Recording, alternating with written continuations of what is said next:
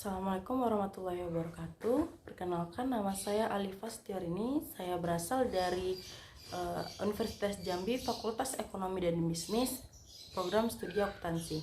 Di sini saya akan menjelaskan mengenai pajak penghasilan badan. Nah, yang pertama kita bahas adalah mengenai subjeknya. Ada dua subjek dalam pajak penghasilan badan ini. Yang pertama adalah subjek dalam negeri dan yang kedua adalah subjek luar negeri. Subjek dalam negeri ini adalah badan yang mendirikan tempat usahanya di Indonesia.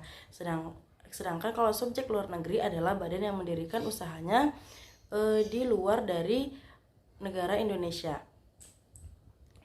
Nah, selanjutnya kita akan membahas mengenai objek-objek dari pajak penghasilan badan ini. Nah, ada 15 objek. Yang pertama adalah mengenai hadiah dari kegiatan dan penghargaan. Yang kedua adalah berasal dari laba usaha. Yang ketiga, keuntungan karena penjualan atau karena pengalihan harta selain tanah dan bangunan. Nah, yang keempat itu untuk penerimaan kembali pembayaran pajak yang telah dibebankan sebagai biaya. Yang kelima itu adalah bunga, termasuk premium, diskonto, dan imbalan karena jaminan pengembalian utang. Yang keenam itu ada dividen. Yang ketujuh ada royalti atau imbalan atas penggunaan hak. Yang kedelapan ada sewa dan penghasilan lain sehubung dengan penggunaan harta. Nah, yang kesembilan adalah keuntungan karena pembebasan utang kecuali sampai dengan jumlah tertentu yang ditetapkan. Yang ke-10 adalah peraturan pemerintah. Yang ke-11 adalah keuntungan karena selisih kurs mata uang asing. Yang ke-12 adalah selisih lebih karena penilaian kembali aktiva tetap. Yang ke-13 adalah iuran yang diterima perkumpulan dari anggotanya yang terdiri dari wajib pajak yang menjalankan usaha atau pekerjaan bebas. Yang ke-14 adalah penghasilan dari usaha berbasis syariah. Jadi beda ya penghasilan laba biasa dan juga yang berbasis syariah. Nah, yang terakhir itu adalah surplus Bank Indonesia. Nah, selanjutnya kita akan membahas mengenai norma-norma pajak penghasilan badan ini. Nah, norma-norma tersebut ada 3. Yang pertama itu adalah wajib menyelenggarakan pencatatan tentang peredaran brutonya.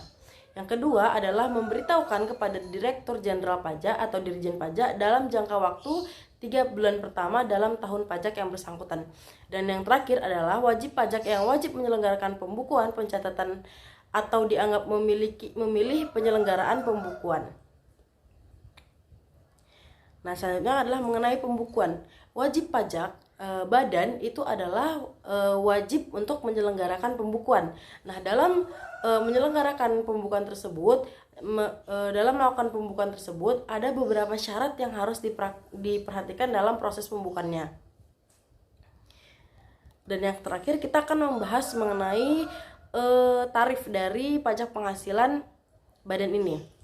Nah, sebelumnya tahun 2022 ini direncanakan akan mendapat pajak sebesar 20%. Namun dengan adanya UU HPP atau UU Harmonisasi Peraturan Pajak, tarif PPh badan diubah yang tadinya menjadi 20% kini menjadi 22%.